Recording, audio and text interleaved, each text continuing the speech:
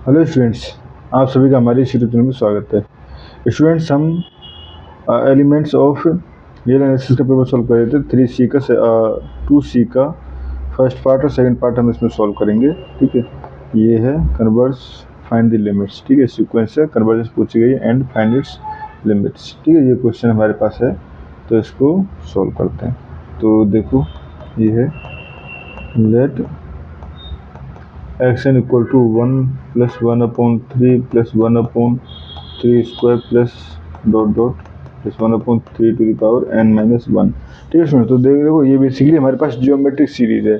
ठीक है, और जब भी r लेस देन 1 होता है तो जियोमेट्रिक सीरीज जो है वो कन्वर्ज होती है, हमेशा ये याद रखना। ठीक है, तो यहाँ से दिस इज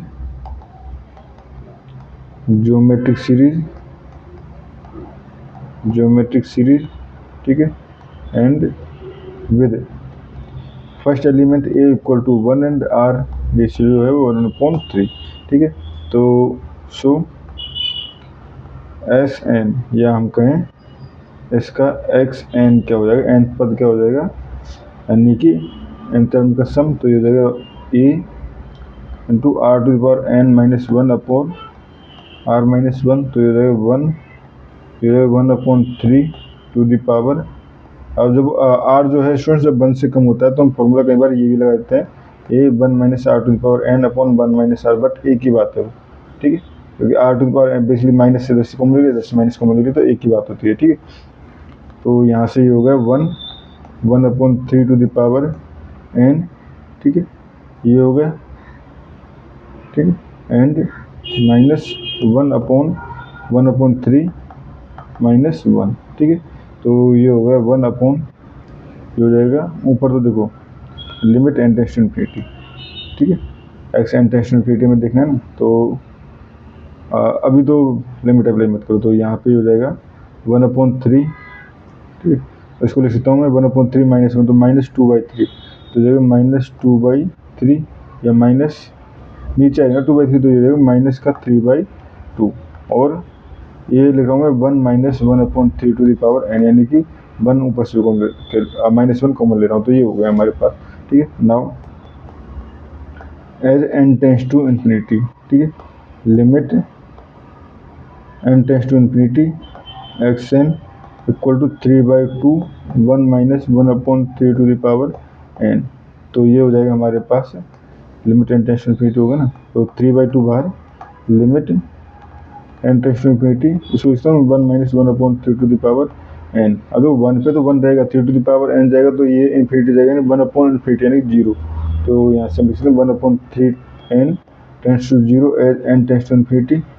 ठीक है, तो इसका यूज करके हम क्या कह सकते हैं, 3/2 1 माइनस 0 इक्वल टू 3/2। ठीक है स्टूडेंट्स, ये हो गया हमारे पास। So hence this sequence is convergent